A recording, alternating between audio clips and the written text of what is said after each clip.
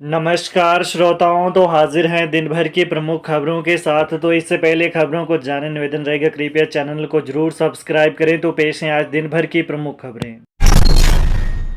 दूसरे राज्यों में बन रही हैं दवाएं, ऊपर लिख रहे हिमाचल में निर्मित छवि धूमिल करने का प्रयास। हिमाचल प्रदेश राज्य दवा नियंत्रक डॉक्टर मनीष कपूर ने कहा कि प्रदेश में कम गुणवत्ता अथवा खराब दवा बनाने वाली निर्माताओं के विरुद्ध जीरो टॉलरेंस की नीति अपनाई जा रही है। उन्होंने कहा कि दूसरे राज्यों में निर्मित खराब गुणवत्ता वाली दवाओं का उत्पादन स्थल हिमाचल प्रदेश का लिखा जा रहा है। यह हिमाचल की विश्व के दवा हब के रूप में स्थापित छवि को धूमिल करने का प्रयास है। वहीं कपूर ने कहा कि वर्ष 2024-25 में उत्तर प्रदेश, गुजरात, मध्य प्रदेश, कर्नाटक, तेलंगाना और हरियाणा के खाद्य एवं औषधि प्रशासन प्राधिकरण ने 20 ऐसी दवाओं की जानकारी दी, जिनके संबंध में यह कहा गया कि ये दवाएं सोलन और सिरमौर जिलों में निर्मित की गई है। ठोस जांच के बाद पता चला कि इन दवाओं को निर्मित करने वाली कोई भी कंपनी राज्य में स्थापित ही नहीं है। इस विषय में संबंधित राज्यों के खाद्य एवं औषधि प्रशासन प्राधिकरण को तुरंत सूचित किया गया और झूठ फैलाने वालों के विरुद्ध विधिक कार्रवाई करने का आग्रह किया गया। 11 ग्राम चिट्टे के साथ 2 भाई गिरफ्तार, घर से करते थे नशा बेचने का धंधा। सोलन पुलिस ने धर्मपुर के बठोल गांव में एक घर से 11 ग्राम चिट्टा बरामद कर 2 सगे भाइयों को गिरफ्तार किया है। पकड़े गए आरोपियों में एक पहले भी चिट्टे के मामले में गिरफ्तार हो चुका है, जिसके खिलाफ धर्मपुर में मामला दर्ज है। पुलिस ने दोनों आरोपियों को कोर्ट में पेश कर न्यायिक हिरासत में भेज दिया है।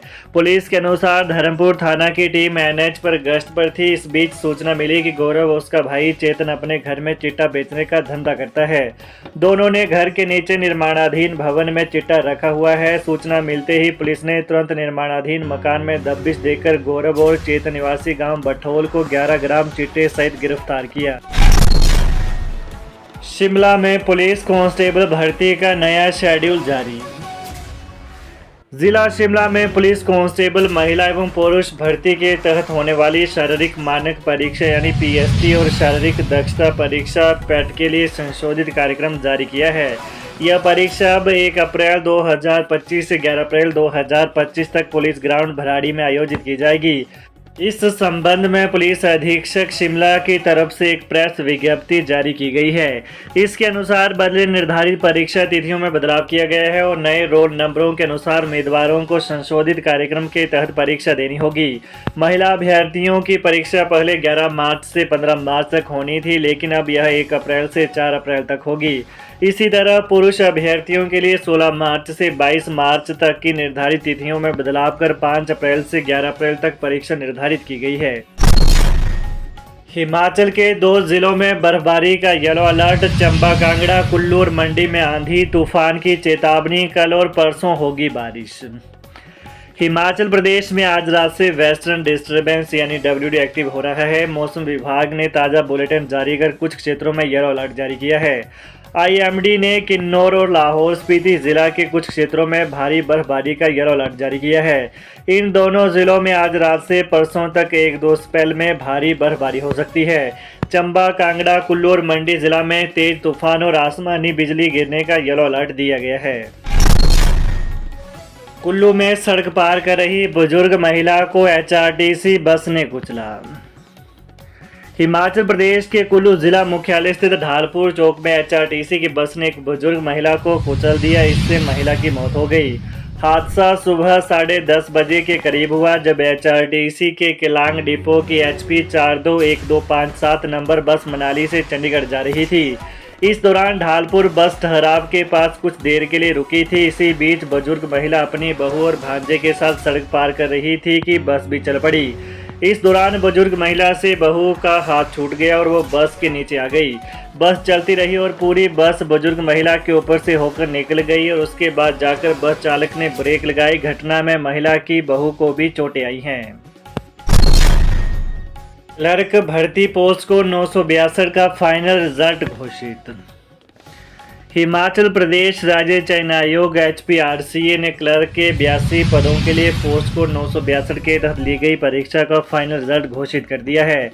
HPRCA के सचिव डॉक्टर विक्रम महाजन ने बताया कि क्लर्क पोस्ट कोड 962 के लिए चयनित कुल 81 उम्मीदवारों की सूची अंकों सहित आयोग की वेबसाइट HPRCA.hp.gov इन पर अपलोड कर दी गई है। उन्होंने बताया कि अदालत में लंबित केस एवं इसकी जांच के चलते एक पद को फिलहाल खाली रखा गया है। महाजन ने बताया कि चयनित उम्मीदवारों की नियुक्तियां भी अदालत के फैसले एवं जांच के परिणाम पर निर्भर करेंगी। सीएम सुक्खू बोले, मरम्मत कार्यों के लिए RKS से पैसा ले सकता है टांडा अस्पताल। मुख्यमंत्री सुखविंदर सिंह सुक्खू ने कहा कि मरम्मत कार्यों के लिए टांडा मेडिकल कॉलेज और अस्पताल RKS से पैसा ले सकता है, सरकार इसमें हस्तक्षेप नहीं करेगी। कांग्रेस विधायक रघुवीर सिंह बाली के सवाल के जवाब में मुख्यमंत्री ने कहा कि 1 साल के भीतर IGMC शिमला और मेडिकल कॉलेज टांडा को अच्छे से विकसित किया जाएगा। लंबे समय से टांडा मेडिकल कॉलेज में सीनियर रेजिडेंट के पद ही नहीं है। बीते 20 साल में SRशिप को लेकर किसी ने ध्यान नहीं दिया। इन पदों का सरकार सृजन करेगी। बाली ने सदन में मेडिकल कॉलेज टांडा में मरम्मत के लिए IGMC शिमला से कम बजट जारी करने का मामला उठाया। बाली ने कहा कि मरम्मत के लिए पहले RKS का बजट होता था, वही गुजारिश करना चाहते हैं कि IGMC से ज़्यादा काम टांडा कॉलेज में है कि IGMC शिमला के बराबर बजट मिलेगा। जयराम ठाकुर बोले, झूठ बोल रहे CM पूर्व सरकार ने नालागढ़ में एक भी नया खनन पट्टा नहीं दिया। नेता प्रतिपक्ष जयराम ठाकुर ने कहा कि मुख्यमंत्री अब सदन को आंकड़ों के साथ हेराफेर करके गुमराह कर रहे हैं। इसमें अधिकारी शातिर तरीके से काम करते हुए तथ्यों को घुमा फिरा रहे हैं। या तो मुख्यमंत्री समझ नहीं पा रहे हैं या फिर वो चीज़ों को अनदेखा कर रहे हैं। इस तरह से सदन को गुमराह करना मुख्यमंत्री के लिए शर्मनाक बात है। उनके पार्टी के एक विधायक के द्वारा पूछे गए सवाल के जवाब में सरकार ने सदन को बताया कि भारतीय जनता पार्टी ने 3000 बीघे का पट्टा खनन के लिए दिया, जो कि सरासर झूठ है।